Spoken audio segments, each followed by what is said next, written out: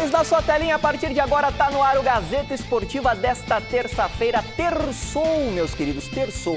Michele segue aí de férias, tranquilaça, piscininha, água de coco, praia, mas a gente tá aqui pra bater bola com vocês aí do outro lado, tá bom? Aqui no estúdio comigo nesta terça-feira, hoje ele, campeão do mundo com o Brasil, campeão do mundo com São Paulo, jogador mais caro que a Libra. Miller está aqui hoje com a gente. E aí, Miller?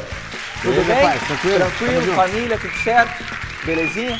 E além do Miller, também está aqui comigo hoje, ele que fala de Aristóteles e Roger Guedes com a mesma fluência. Chico Lang, acha aqui comigo. E aí, Chicão? Muito obrigado, meu caro José Paz. José Paz. Sou eu. E eu vou dizer uma coisa para você. Você tá querendo hoje, né? Hoje tem assunto, o Roger hein? Guedes e o Aristóteles não tem uma coisa a ver com Não, a outra. coisas completamente opostas. O Roger Guedes até que é brilhante, né? Mas Ele e o tem Aristóteles? Mas o Aristóteles era um gênio, né? Então, quer dizer, a coisa é bem diferente, né? Então, para quem não sabe, foi o Aristóteles que inventou a lógica. Meu Deus, ele inventou então só a coisa mais importante que tem por aí, né?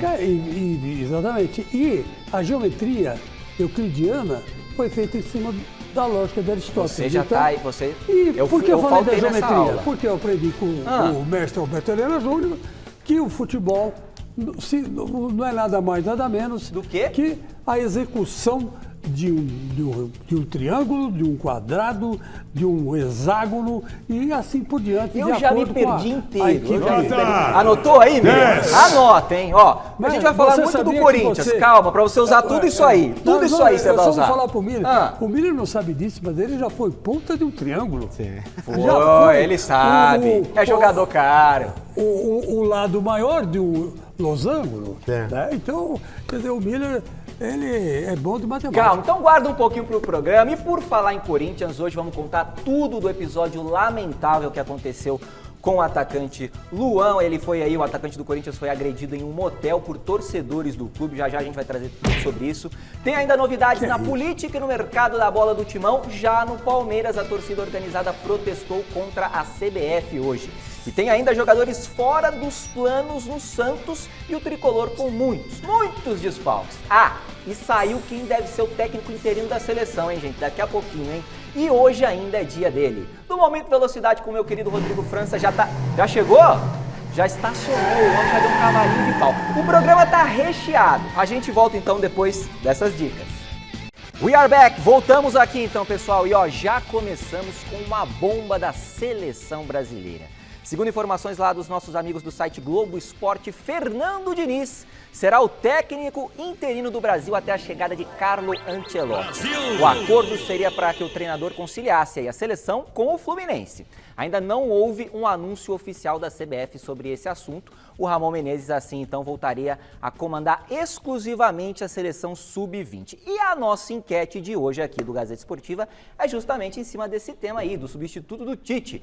Fernando Diniz é um bom nome como técnico interino da seleção brasileira? Yes or no, sim ou não? Entre lá no site gazetesportiva.com, hashtag no Twitter também, deixa o teu voto. Você também, claro, pode acompanhar aqui o nosso programa no youtube.com/Gazeta Esportiva, mas não desliga a televisão não. Fica no celular e na TV ali ao mesmo tempo, hein? E aí, Miller, meu querido ex-jogador da seleção brazuca, fez bem a CBF, sim ou não? Já responde aí a nossa enquete.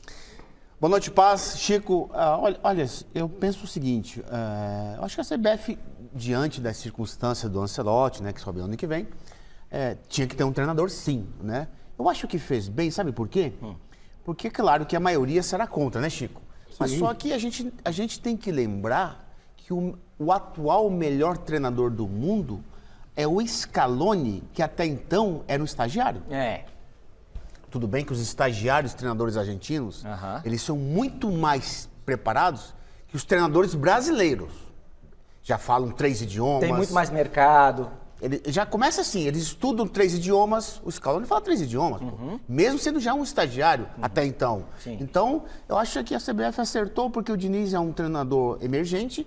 É claro que será uma glória para ele, porque não tem muito currículo como tem Dorival Júnior, Renato Gaúcho.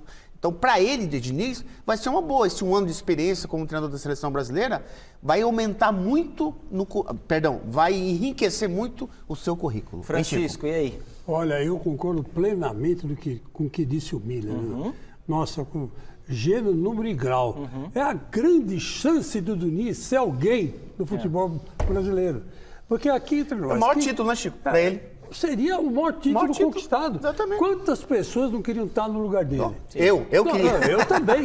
Posso ser seu auxiliar? Opa! Eu fico lá com a Vai fazer um frila na CBF lá, o Diniz. O filho do Tite foi auxiliar. Então, eu sou filho do Tite foi auxiliar, nada contra, né? Todo mundo pode ser. Todo mundo pode ser. Então, o que eu digo a vocês é o seguinte, Fernando Diniz, pega logo essa bagaça, assume, dá um abraço pro Fluminense, porque o Fluminense também já começou a cair pelas tabelas. Mas vai ficar nos dois, Chicão. Vai ficar nos dois. Vai ficar nos dois? Nos dois. Então, tudo bem, mas dá mais atenção para a seleção. Porque a seleção é o seu futuro, Fernando Diniz. Bom, e falando de técnico, o técnico Paulo Turra decidiu não contar mais com 3 jogadores do Santos.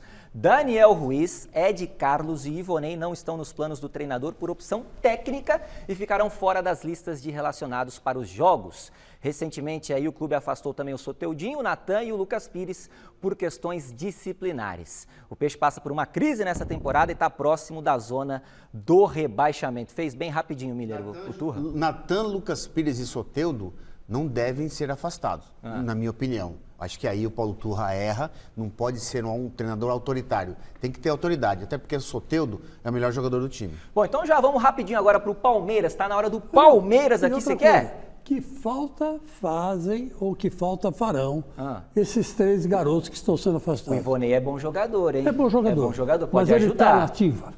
Não, tá nativo, ué. Tá nativo. Não, mas em especial os 3, os últimos 3... O Lucas, o Natan e o Soteldo. Porque eles vinham jogando, né? Sim, já estavam. O Soteldo é o melhor jogador do time. Exatamente, pô. Multa o Soteldo, multa, né? E depois volta para jogar. O que o Paulo Turra não pode fazer rapidinho, que eu sei que nosso tempo é curto, ele não pode querer aparecer mais que os jogadores. Sim. Pode chegar e falar, não, quem manda sou eu, e vai, a partir de agora em diante vai ser assim. Ou vai ser assado? Se o Soteldo tivesse no Flamengo e fosse afastado, tudo bem. Né? Aí tudo bem, que tem Lá 600 caras para estar no lugar dele. Eu acho que o Até Santos o Luquinha tá aqui. fartando Eu acho que lá, o Santos não tem muita opção. O Assim. grande Luca, ele entra lá e joga. Agora, o Santos não tem ninguém. É, rapaz, tá complicado lá. Então vamos de palestra, vamos de Sociedade Esportiva Palmeiras. O Alexandre Silvestre chega ao vivo para falar sobre a avaliação da CBF sobre o lance envolvendo Hendrick e Zé Ivaldo no último domingo. Boa noite, Silver. O que a CBF achou aí, então, desse lance? Onde é que você tá? Jardim suspenso aí, meu querido? Vai daí! Yes, baby, Jardim Suspenso, um apelido dado pelos alunos palmeirenses da Faculdade Casper Libero a esse espaço que fica no 3º andar do nosso prédio. Estou 5 pavimentos abaixo do senhor José Paz. Um beijo para todo mundo e é daqui que a gente vai falar do Palmeiras. Voltando um pouquinho no tempo, porque o próximo jogo é amanhã contra o São Paulo no Morumbi, mas deste confronto falaremos um pouco mais adiante no programa Gazeta Esportiva.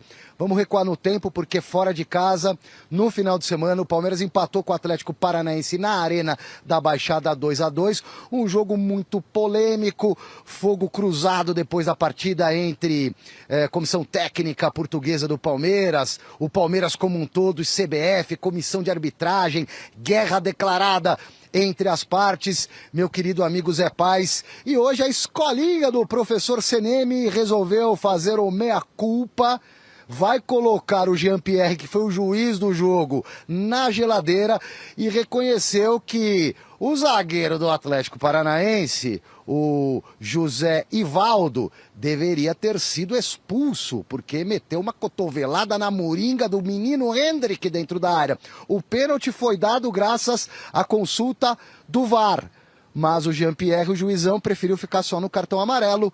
Seneme explica. Ele usa a expressão, é um braço temerário. Então vamos lá. Para ser considerado um braço temerário, ele deveria ter analisado que havia uma disputa pela bola. Mas como não houve a disputa pela bola, ele teria que ter analisado uma possível conduta violenta, coisa que ele não fez, tá? Então, para nós, eles acertaram, né? O Jean, que foi, inclusive, a decisão final é dele, porque ele foi revisar e teve a oportunidade de revisar a jogada, a gente vê um acerto técnico, que é a marcação do pênalti, mas a gente vê um erro porque realmente o jogador abandona a disputa pela bola e vai com o cotovelo na cabeça do adversário. É um caso, sim, de cartão vermelho que deveria ter sido aplicado logo no começo do jogo, né? E aqui de antemão a gente vai conversar com o Jean, né? Ele vai entrar para o programa de assistência ao desempenho da arbitragem, né? Vai passar por um período de análise para ele poder, enfim, trabalhar esses conceitos do que é uma ação de conduta violenta, tá bom?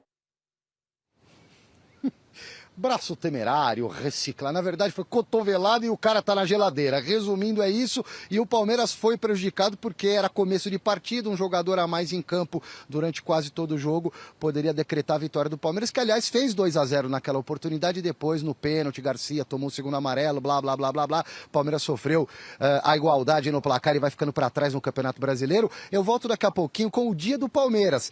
Teve protesto da Mancha Verde lá no Rio de Janeiro, na sede da CBF, e teve festa na porta da academia com histórias interessantíssimas, além do dia do Palmeiras em relação ao time que vai pegar o São Paulo amanhã. É já no Gazeta Esportiva, pessoal. Tá bom, então, já você volta pra cá, meu querido Silvestre. Agora vamos com Chico Lang. Chico Lang, primeira vez que eu vejo a CBF fazer a meia-culpa nessa história quando o árbitro erra.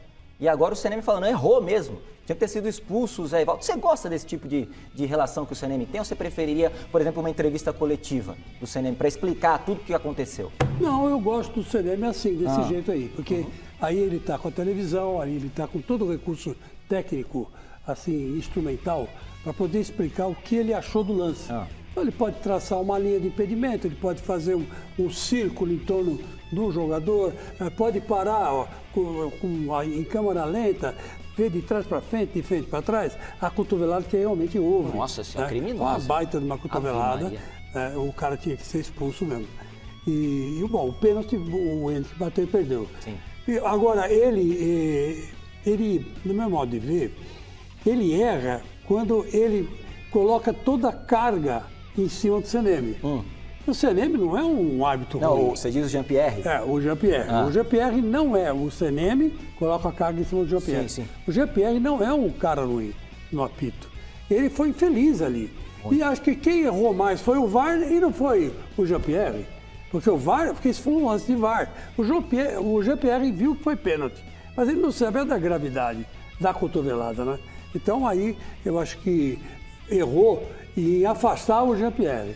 O Jean-Pierre devia ser preservado. Eu não sei o que o Miller pensa, mas eu acho que é justo. Ele não viu a gravidade. Se ele tivesse visto como ele marcou o pênalti, ele teria expulsado. Então, mas sabe o que acontece, Chico?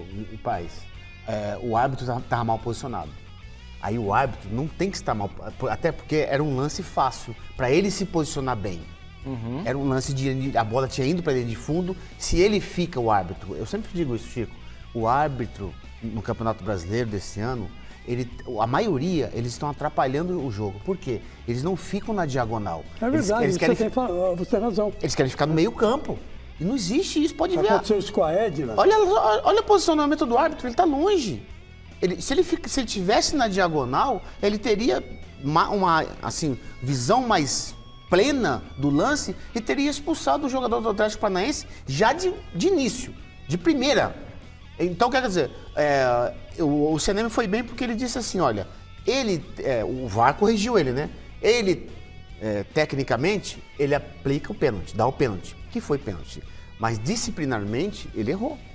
Ele deveria ter expulsado o jogador do Atlético Paranaense, que foi covarde, Bom, você pode colocar qualquer coisa aqui, Paz, que tá bom para o jogador do Atlético Paranaense. Aí tinha que expulsar e suspender 3 jogos. Eu também acho que foi muito acho que ele vai ser criminoso, suspenso, né? Pô, tem que ser. Não é possível. Tem que né? ser. E o Hendrick tem que aprender a bater pênalti. Não bateu bem também não. Pelo amor de Deus. Chegou a hora então da gente falar de um assunto lamentável, o Chico Lang vai comentar bastante. O atacante Luan do Corinthians foi agredido por torcedores na madrugada de hoje. O Thiago Salazar está em frente à delegacia com mais informações sobre esse assunto.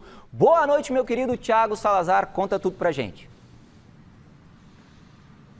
Fala, Zé Paz. Boa noite para você, para todo mundo que está acompanhando o Gazeta Esportiva. Exatamente, estamos aqui em frente à delegacia do DOP, quem está à frente desse caso do Luan. O Luan, como você disse, foi agredido na madrugada de ontem para hoje. O caso aconteceu por volta das 2h30 da manhã, 2h30 da madrugada. Ele estava em um motel, o Motel Caribe, que fica aqui na zona oeste de São Paulo, aqui na região da Barra Funda, da Água Branca. Motel Caribe bastante conhecido pelas pessoas aqui que frequentam o bairro. O Luan estava lá com alguns amigos e algumas mulheres, quando foi surpreendido ali por cerca de 7 torcedores, membros de torcida organizada, da principal torcida organizada do Corinthians. O Corinthians emitiu uma nota oficial assim que soube do caso e colheu as informações. Segundo essa nota oficial do clube, o Corinthians se colocou à disposição do Luan para qualquer coisa que ele precisar, disse que nada justifica essas agressões. O Luan, por sua vez, se manifestou por enquanto apenas pela sua rede social, no seu perfil no Instagram. Ele postou uma foto com a roupa com sangue ali, uma roupa ensanguentada depois das agressões, com a descrição: não é só futebol. E aí é importante que a gente veja aqui até a delegacia do DOP conversar com o delegado Daniel José Orsomarzo. É ele quem está à frente do caso, porque o titular aqui da delegacia, o delegado César Saad, que o pessoal aqui, nosso público até já conhece bem, ele está gozando de férias, saiu de férias ontem, então agora é o delegado Daniel que está à frente do caso. E o delegado Daniel deu respostas importantes para a gente sobre essa situação. Vamos ouvir. Providências preliminares já foram tomadas, o pessoal já está fotograficamente identificado e agora a gente aguarda a manifestação de vontade do jogador, do atleta, do Luan. Trata-se de um crime condicionado à representação que necessita da vontade dele para prosseguir. Até o momento a gente não foi procurado nem pelo jogador nem pela assessoria. Segundo a lei penal brasileira, a partir do conhecimento da autoria, ele tem 6 meses para processar os autores. Se ele não procurar a polícia, a gente não tem como levar os autores à justiça. O que houve ali foi um crime de lesão corporal a princípio e, como já foi dito, a condição de procedibilidade que é a representação. A agressão em si, a gente tem a imagem de rede social.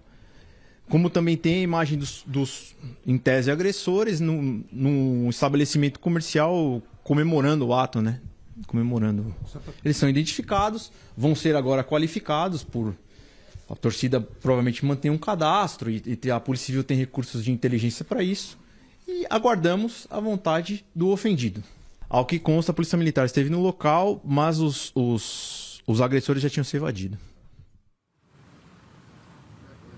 Bom, acho que o delegado explicou bastante coisa para a gente, uma declaração importante aqui, dada à Gazeta Esportiva sobre essa situação. Então a polícia, por enquanto, aguarda o Luan. Uma informação de bastidor que eu tenho, até para fazer um aparato de geral para vocês de tudo que está acontecendo nos bastidores, chegou para a gente que o Luan está com medo de fazer um boletim de ocorrência e está estudando o que exatamente ele vai fazer, que providência ele vai tomar. Tem muito torcedor também com medo do Luan acionar o Corinthians na justiça. Eu conversei com alguns advogados especialistas nessa área e o que eles passaram para mim é que o Corinthians não corre qualquer risco caso seja acionado na justiça pelo Luan, porque o fato aconteceu fora do clube, fora do horário de trabalho do Luan, ou seja, é um caso de rua, de vida pessoal do Luan. O Corinthians, então, está resguardado nessa questão. E muita gente perguntando como é que esses torcedores sabiam que o Luan estava lá.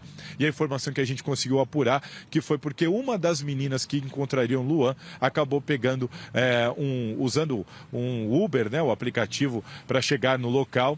E acabou comentando com o motorista. O motorista era conhecido de membros da torcida organizada e foi dessa maneira que o pessoal soube que ele estava no Motel Caribe. Enfim, são apurações, situações de todo esse caso. Temos muito ainda para falar do Corinthians, mas eu passo a bola para vocês para debaterem esse caso do Luan, que tem contrato com o Corinthians até o final de 2023. E como a gente viu ali nas imagens, o pessoal nos vídeos ali vazados, o pessoal pede para o Luan rescindir esse contrato. A gente vai ter que aguardar os próximos capítulos. Tá bom, Salazar, daqui a pouquinho você volta para a gente falar mais desse caso, mais de Corinthians.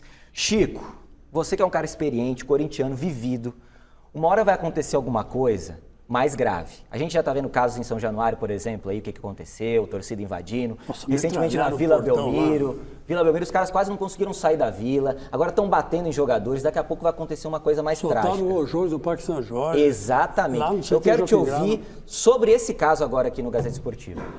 Bom, primeiro eu vou falar do Luan. Sim. Tá? Que para mim é vítima. Claro. É vítima. Óbvio. Poxa vida, você sai do treino, você sai do seu trabalho. Ele estava trabalhando, treinou, chegou na hora certa, saiu na hora certa. Ah, mas ele fez o arroz com feijão. Foi mal. Foi lá, bateu o cartão, jogou, posso ir embora, pô. A partir que ele sai do portão para fora do Corinthians. Perfeito. Tá? Ele é o quê? Ele é um cara que está, um cidadão como outro qualquer, que quer se divertir. Perfeito. Ele podia ter ido ao cinema, podia ter ido a qualquer outro lugar. Restaurante. Né? Restaurante. Podia ter ido numa igreja, ué. Opa! Por que não? Né? Não quero depreciar a igreja, Miller. Pelo contrário. Qualquer atividade ele poderia ter ido fazer. A igreja também é um exercício Óbvio. de cidadania. Então, Claro. o lazer é permitido para o cidadão. É dever do Estado dar lazer para o trabalhador. E o Luan é um trabalhador. Miller, o que você acha? Eu vou esperar o Luan se manifestar, até porque, agora, como o delegado disse, né? O Luan não falou nada até agora. Eu vou esperar ele se manifestar, depois eu dou a minha opinião. E ó, o técnico Dorival Júnior tem vários problemas para escalar o São Paulo amanhã. Quem vai contar pra gente essa lista aí de problemas é a minha querida Marina Buffon. Boa noite, Má. Tem muito jogador fora do clássico, minha querida? Fala, José Paz. Fala todo mundo que está assistindo aí também o Gazeta Esportiva nesta terça-feira. Pois é, que dor de cabeça para o técnico Dorival Júnior.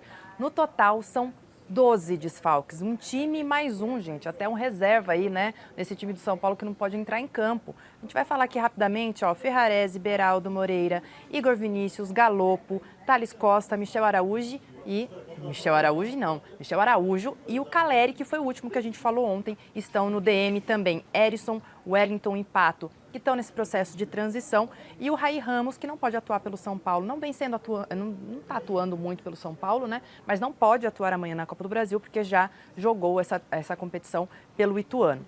A saída nesse momento, então, para o Dorival é apostar em garotos, como ele fez, inclusive, no sábado, quando o Tricolor venceu o Fluminense por 1-0. O escolhido, por exemplo, para o lugar do Caleri foi o Juan. Vamos ouvir o que o Dorival falou na coletiva depois desta vitória sobre o Tricolor carioca. O que me deixa assim muito satisfeito é que eu vejo uma equipe entrando com 5 garotos da base, 5 jogadores formados aqui dentro, vários desfalques que aconteceram.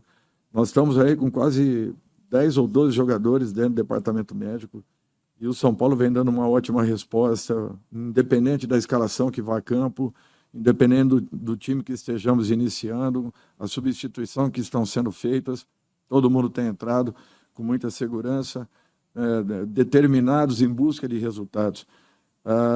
Mesmo não acontecendo nessas últimas 2 rodadas do Campeonato Brasileiro, não abaixamos a cabeça, mantivemos a mesma postura, não esmorecemos em momento nenhum e continuamos acreditando que o caminho é esse. E aí a gente lembra, né, Zé, que não é qualquer jogo. O jogo de amanhã, 7h30 entre São Paulo e Palmeiras, o majestoso na ida das quartas de final da Copa do Brasil. O jogo da volta acontece na próxima semana também, quinta-feira, às 8 horas da noite lá no Allianz Parque. 43 mil ingressos, mais de 43 mil ingressos já foram vendidos para a partida de amanhã no Morumbi. Então, casa cheia mais uma vez, como vem acontecendo nos jogos do São Paulo ultimamente. E só para devolver aí para vocês falarem dos desfalques, eu lembro o pessoal que está assistindo a gente, tem uma matéria no gazetesportiva.com falando de uma dívida que está sendo cobrada pelo Giuliano Bertolucci, que é empresário de atletas aí que já passaram pelo São Paulo, de 45 milhões de reais. Quem quiser saber mais sobre essa cobrança, é só dar uma olhadinha lá no gazetesportiva.com. Boa noite. Beleza, Má, beleza. Obrigado aí pelas informações. E aí, Miller, um time inteiro de desfalques para pegar o Super Palmeiras na Copa do Brasil. Mas é bem verdade, o Paes, que o desfalque principal é o Caleri, né? Os outros, ontem a gente comentava aqui. Sim, os outros já estão, né, machucados. Os outros que machucaram recentemente não são titulares, é bem verdade isso. Michel Araújo quase não é titular, ele entra esporadicamente. Quer dizer, então, o desfalque principal é o Caleri, e é um grande desfalque para o São Paulo, porque ele é o principal jogador do ataque do São Paulo.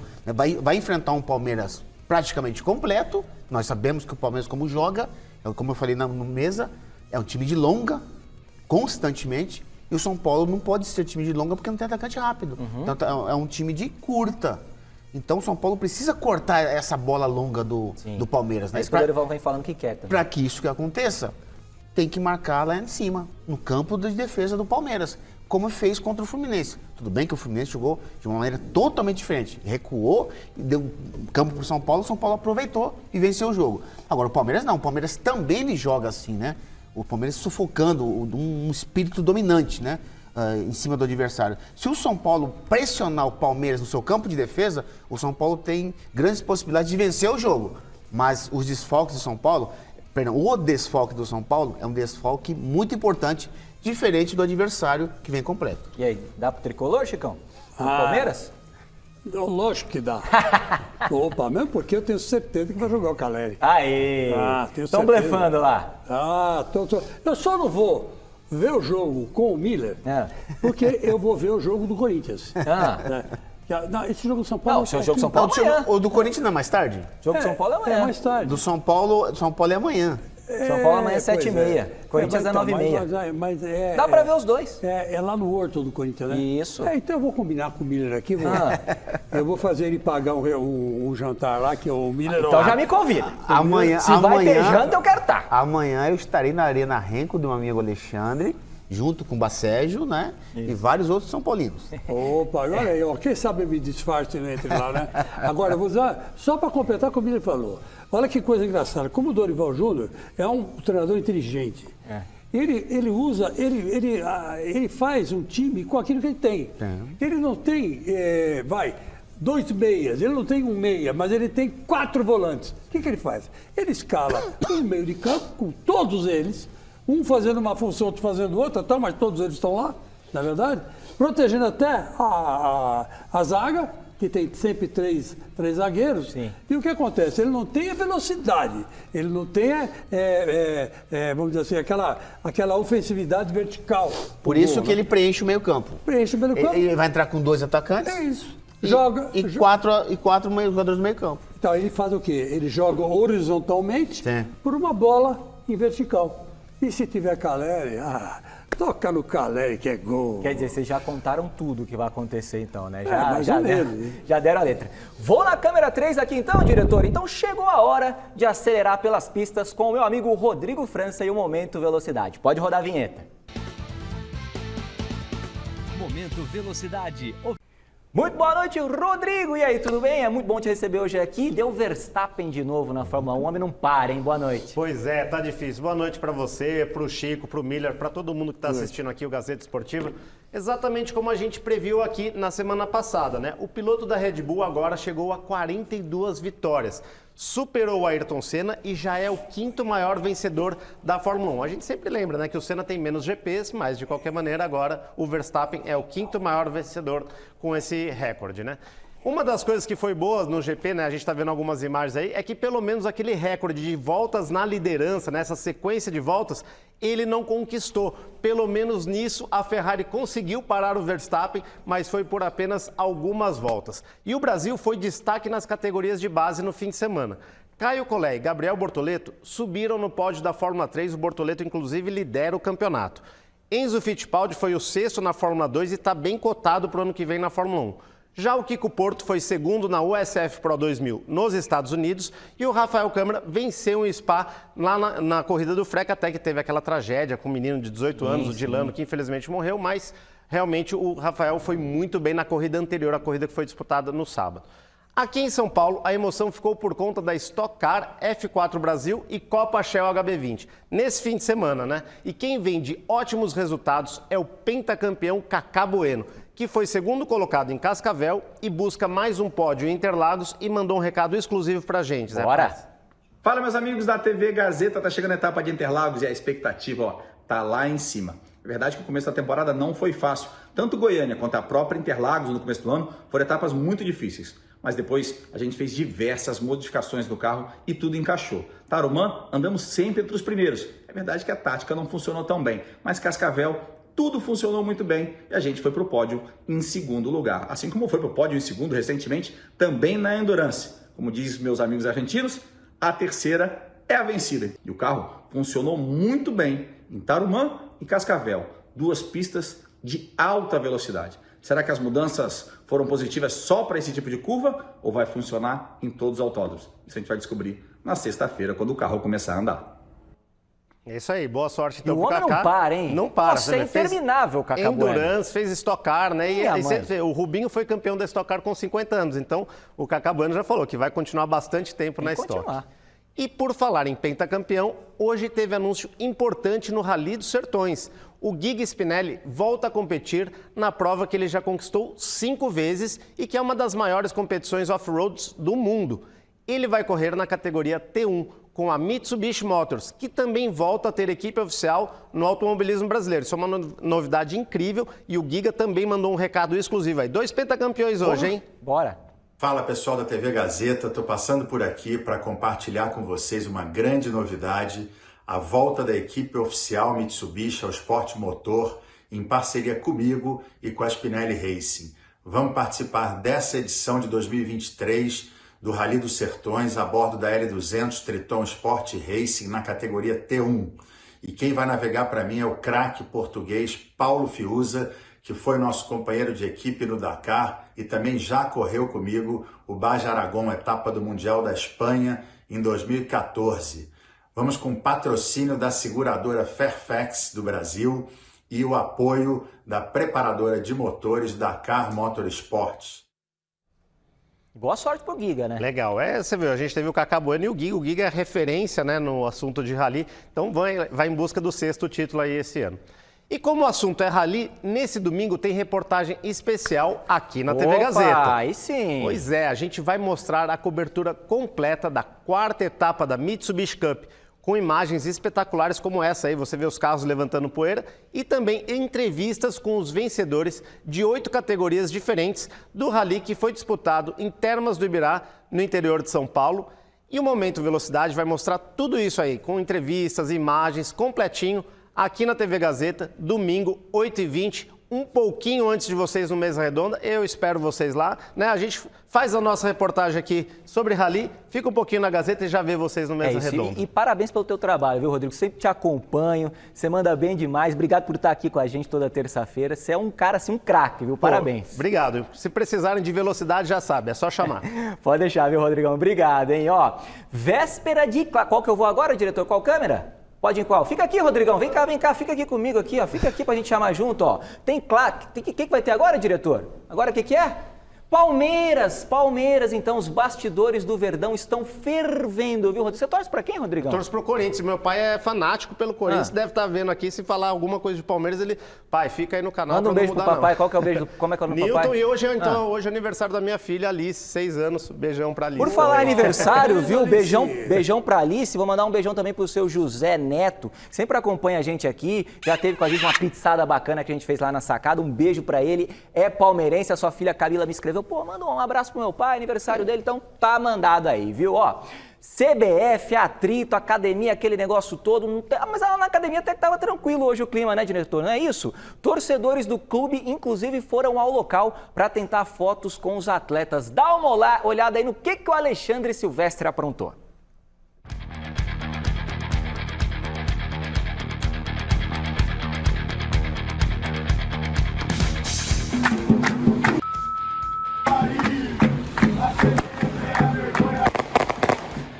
Se alguns torcedores da Mancha Verde foram protestar contra a arbitragem lá na CBF, no Rio de Janeiro, outros fãs comuns viajaram de longe até Sampa só para ter um rápido contato com os ídolos na porta da academia depois do treino. E você conseguiu, Edinho? Consegui, eu vi o Everton agora há pouco, mano. Eu tô muito feliz. Eu cheguei ontem e já vou embora hoje. Só tinha hoje pra ver ele. Foi muito gratificante. Muito obrigado, Everton. Se depender da galera do Verdão, o Everton não vai tomar gol amanhã? Amanhã não toma nenhum gol, não. É o melhor goleiro do Brasil. 1-0, gol do Rony. 1-0. 1-0, gol do Dudu. O jogo de ida das quartas de final da Copa do Brasil é nesta quarta-feira no Morumbi. Mistério dos dois lados do muro. Caleri a dúvida, dores nas costas. Rony torceu o tornozelo, será que vai pro jogo? Zé Rafael e Arthur são desfalques certos pelo lado palestrino. Abel também está suspenso, o português. Ele tá fora, vai fazer falta amanhã, Abel Ferreira no banco? Vai fazer falta, muita falta. A paixão pelo time do coração mexe com a emoção dos torcedores, mas futebol é mais do que treinadores, atletas, escalações. Vai muito além dos 90 minutos, dos 3 pontos, das polêmicas do apito. Se para alguns, infelizmente, vira caso de polícia, para outros é uma questão só de vida, de alegria. Kátia veio do interior paulista com o filho Pedro a tiracolo, para mais um momento que caiu do céu. Quase um milagre. Ele arrancou a camisa, porque ele queria dar alguma coisa pro Pedro, ele ficou desesperado. Então a gente vê que o Abel é uma pessoa muito assim, carismática, uma pessoa de um coração gigante. E esse gesto dele tocou muito a gente, né? Ele fez de tudo, ele ficou assim, não tinha nada para ele dar pro Pedro, arrancou a camisa e deu pro Pedro. Quando ele saiu, ele me viu, só que ele queria dar alguma coisa para mim, e ele não tinha nada. Daí no final ele tava saindo, ele tava indo embora. Daí ele tirou a camiseta do corpo dele e me deu. Histórias que cercam o mundo da bola, independentemente de cor de camisa ou do lado que for do muro. Futebol é alegria, futebol é diversão e é pra curtir mesmo. Obrigado. Nada. Mesmo que perca pro São Paulo amanhã. Não vai perder. É, isso aí a gente vai ver. Um beijo pro Pedro, pra mamãe dele, pra todo mundo. Legal demais. Palmeiras favoritaço, aço assim, Miller? Não, o Palmeiras pelo time que tem, ô Zé Paz, ele sempre entra em qualquer jogo como favorito, né? Agora o São Paulo em casa, no Morumbi, sempre joga bem por conta da torcida que empurra muito o time, né? O jogo do São Paulo contra o Fluminense foi um jogo muito bom. O São Paulo mereceu a vitória do começo ao fim do jogo. E amanhã não será diferente, a torcida vai empurrar o tricolor. O São Paulo tem esse favoritismo por conta que joga em casa, diante da sua torcida, e isso inspira muito o time no Morumbi. Agora, é claro que o time do Palmeiras não pode errar, né? Errou contra o Palmeiras. Exatamente, né? É um time que dificilmente comete erros assim grotescos. E me diga uma coisa, você que jogou em vários estádios do mundo, os melhores estádios do mundo e os piores. Também. Aqui também valeu o quê, né? E era bom em todos, né? Graças a Deus, né? Saiu-se bem em todos. Como é que está o gramado do Morumbi? É o que me pergunto hoje. Eu andei na rua hoje, perguntamos 2 coisas. Do Luan, que apanhou desse bando de vândalos sem vergonha que invadiu lá o motel, deu um pau nele. Está errado, não devia ter feito isso. O motel, ele está certo de estar. Podia estar na igreja, podia estar no posto de gasolina, qualquer outro lugar. O que não precisava era bater nele, né? E o Luan que joga no gramado do Corinthians, que é um dos melhores gramados do Brasil, quem sabe da América do Sul. E eu acho que o gramado, Miller, vai decidir o jogo dessa vez. Porque, olha, meu amigo, se chover, o que vai acontecer lá? É claro que nessa época, né, Chico, a gente sabe que não tem aquele temporal que cai em São Paulo em janeiro, né? Como de costume. O gramado do Morumbi, para mim, é o melhor gramado do Brasil. Eu sou contra grama sintética para profissional. Eu sou a favor de grama sintética em clube, em várzea, mas futebol profissional, grama sintética, paz, eu não sou de acordo. Até porque o campo do Morumbi é um tapete. E o Silvestre está acompanhando o programa, já terminou o trabalho dele, mas me mandou aqui no zap. É o melhor gramado do Brasil, o Morumbi. Nada clubista. Com certeza. Nada Silvestre está certo. Nada. Olha só, então voltamos a falar do Corinthians, o papo agora sobre a política do clube. Qual que é a novidade, meu querido Thiago O Salazar?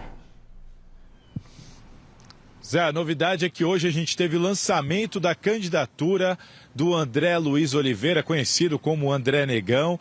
O Augusto Melo, líder da oposição, já havia lançado a sua candidatura. Agora a gente teve a confirmação, então, do André Negão como o nome da situação. O nome aí do grupo que gere o Corinthians desde 2007. O André Negão, ao lado dele, teve o André Sanches, que é um amigo pessoal de longa data e, segundo o André Negão, hoje vai ter o cargo que ele quiser, caso o André vença essa eleição marcada para novembro deste ano.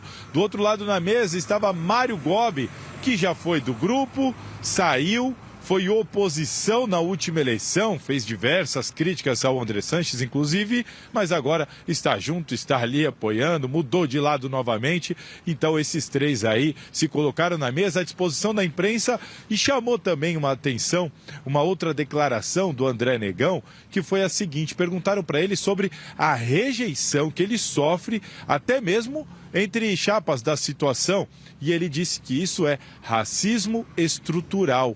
Aí vocês vão discutir aí se concordam ou discordam. De toda maneira, hoje também teve manifestação organizada pela Gaviões da Fiel, com faixas espalhadas por São Paulo e por exterior também. Fora do Brasil também tinha faixas ali nas subsedes, nas franquias da Gaviões da Fiel, espalhadas pelo mundo, com um alvo direcionado ao Duílio Monteiro Alves contra a diretoria do Corinthians. E para deixar ainda mais quente esse bastidor, esse momento político do Corinthians, o Romeu Tuma Júnior, importante conselheiro do clube, que foi presidente da última comissão eleitoral, estava na atual comissão eleitoral, formada há poucos dias, e pediu para sair, se desligou da comissão, segundo ele, por ingerência da atual administração. Ou seja, o clima lá dentro está mais quente. Eu não sei se está mais quente no Parque São Jorge, em Itaquera, no CT, a coisa tá feia pro Coringão, mas daqui a pouquinho eu volto para a gente falar de futebol, Zé. Meu Deus do céu, a coisa não para aí no Corinthians, hein, Salazar? E aí, Chico, agora o André Negão com o Sanches, com o André Sanches, também com o Mário Gobi voltando aí a participar desse grupo. Então, uma salada danada isso aí, hein? Então, Zé, tá todo mundo querendo pegar, né? Sentar na cadeira que deve ter mel, né? Deve ter mel. Eu nunca vi 5, 6 caras que já não precisam de dinheiro para viver, né? Caras que até bem-sucedidos em termos empresariais, em seus negócios particulares, querem tanto sentar na cadeira do Corinthians. Na época do Vicente Matheus, uma vez o Vicente Matheus não estava lá, eu achei que ele não estava, e fui lá e sentei na cadeira do Matheus, né? E pus o pé na mesa, tá? E ele falou assim: ei, gostosa essa cadeira, né? Aquele jeito. Meu Deus do céu! Tá aí, doutor? Você ainda está aí se refastelando, mas tem muita gente que senta aí e não quer sair. Mas você acha, Chico, que... Quais serão as chapas, André Negão e as outras duas? Eu acho que é o além Augusto, do André Negão. Além do Negão, o Augusto, sem dúvida nenhuma, está aqui. Hoje dizem as pesquisas lá internas, que ninguém mostra, né? Mas diz que ele está ganhando. Augusto Melo está bem. Augusto Melo está bem. André Negão, Augusto Melo e a outra? Augusto Melo, André Negão, Paulo Garcia. Paulo Garcia vem também? Eu acho que sim. Mas o Paulo Garcia não é do mesmo grupo do Andrés? Mas ele vem para tentar fazer frente ao Augusto, né? Mário Gobi não era do grupo, era do grupo, voltou já não mais do grupo, ninguém sabe mais nada. Deixa eu mandar um beijo pro Mário Gobi, grande Mário Gobi. Esse é seu amigo, hein? Meu querido Mário Gobi. E o Duílio não vai lançar ninguém? Eu não sei, porque agora o Duílio é do André Negão, né? Exatamente, o Tuma saiu. O Tuma saiu. Então, quer dizer que o que o Tuma pode dar de cargo pro Duílio? Chefe das piscinas? Sei lá, o cara que compra como se diz, que joga na piscina. O cloro ali, o cloro na piscina, então, sei lá. Enfim, olha, uma coisa eu digo para você que é certa. O Duílio não vai se reeleger. Isso aí pode esquecer. Até pelo estatuto, né? Mas você sabe como é que é o estatuto. Estatuto, meu filho. Que o diga, né? Isso aí é o que mais muda, gente. Isso é o que mais muda. E, ó, último contato com o Salazar para falar sobre Mercadão da Bola. O Corinthians está negociando com reforços para a sequência da temporada. Tem alguém perto de assinar aí, meu querido Salazar? Olha, José Paz, a informação essa foi trazida pelo nosso grande Yuri Medeiros lá do site Gazeta Esportiva. A gente sabe que o Corinthians tem interesse no volante Wendel do Zenit e também no zagueiro Marlon, né, que pertence ao Shakhtar Donetsk, que estava no Monza da Itália. E segundo o Yuri Medeiros, essas negociações avançaram. Com o zagueiro Marlon, a situação é um pouquinho, parece que menos difícil, digamos assim, e o Corinthians está se aproximando de um acerto. Com o Wendel, o Zenit talvez não queira liberar por empréstimo, o Corinthians quer por empréstimo, tem um Palmeiras de olho, tentando atravessar uma situação um pouquinho mais difícil. Há um bom relacionamento do Corinthians com o Zenit, como todo mundo já sabe, mas enfim, estamos de olho, atualizando, sempre que chegar alguma informação nova a gente vai avisando vocês, mas Sim, Corinthians está atrás negociando e tentando trazer aí, se aproximando do volante Wendel e do zagueiro Marlon. Corinthians que já está em Belo Horizonte, amanhã abre as quartas de final da Copa do Brasil, vai pegar o América no Estádio Independência e teremos novidades. Relacionados, Bruno Mendes, Cantilho, Fausto, Renato Augusto, Adson e Pedro, todos de volta ao time. Eu sei que a expectativa maior é pelo Renato Augusto, vamos ver se ele tem condição de ser titular ou não, mas enfim, estão todos relacionados e à disposição, todos esses foram desfalques, né, pro Luxemburgo contra o Red Bull Bragantino. E uma última informação é a do Rojas, né? O Rojas, ele viajou, foi com o grupo para lá porque o clube tinha a esperança, a expectativa de conseguir regularizar a documentação dele até às 19 horas de hoje, Zé. Falta aí um pouquinho menos de 5 minutos. Isso não deve acontecer, pelo jeito não vai dar tempo, então o Rojas vai ali só para curtir o ambiente, porque ele tinha que aparecer no bid até às 19 horas de hoje para poder jogar amanhã. Mesmo que apareça no bid amanhã, não vai poder entrar em campo, porque aí o regulamento não permite, vai ter que ficar para a próxima. Mas ele tá lá com a galera. Tá certo, Zé? Pelo menos um pouquinho de futebol para vocês, para comentarem aí do Coringão. Um abraço. Abraço, Salazar. Pelo menos um pouquinho de futebol, né, Chicão? E o Esporte Clube Zenit Paulista aí, que tá sempre na jogada, rapaz. O que você fala disso? Foi todo mundo pro Zenit, né? Mas se contar parece piada, né? E o que esse Zenit tem de... O Zenit tá com o melzinho lá da cadeira do Vicente. Da Rússia não tem. O Zenit, hoje ele está na mão do Grupo City, né? E é um time fortíssimo em termos econômicos. Vai, sem dúvida nenhuma, nos próximos 3, 4 anos, disputar uma Champions League fácil, tranquilo. Né? E com torcida, porque tem o Zenit, na verdade, tem muito dinheiro. Tem dinheiro. Tem muito dinheiro, mas não está na mão do City, não. Tem grana, tem grana. Tem grana pra caramba. Nossa, tem. Como diria lá no Rio de Janeiro, tem grana pra dedéu. Nossa, esse me agora é que o acionista do Zenit, o principal, né, ele é dono de gás, né? Ave Maria. Porque agora com esse mundo caminhando para uma alternativa, né? Mais dinâmica, mais próxima da natureza, né? Que não polua tanto lugar. Agora, o problema é o seguinte, Renato Augusto, mais 10. Não tem como você... o Vanderlei não pode abrir mão. Você é maluco, independente, de jeito. Não tem como. O Renato, é aquilo que eu sempre falo, entra pra jogar, começa jogando, cansou, sai, pô. Pode ter briga com o Roger Guedes, problema com o Luan, pode o Duílio não ser mais reeleito, tá ainda devendo não sei para quem, não sei para quantos milhões. Mas Renato Augusto tem que botar a camisa 8, ir para campo e arrebentar com o jogo. Resultado da enquete, então, Fernando Diniz é um bom nome como técnico interino da seleção brasileira. A maioria respondeu o quê? Que sim, com 54% dos votos. Então a galera acreditando aí no Diniz. Beijão pra todo mundo, Gazeta Esportiva tá acabando. Fique agora com o Jornal da Gazeta, a Lu já tá se posicionando ali. Beijo pra todo mundo, abração Chico, Miller. Até amanhã, gente. Tchau. Até amanhã.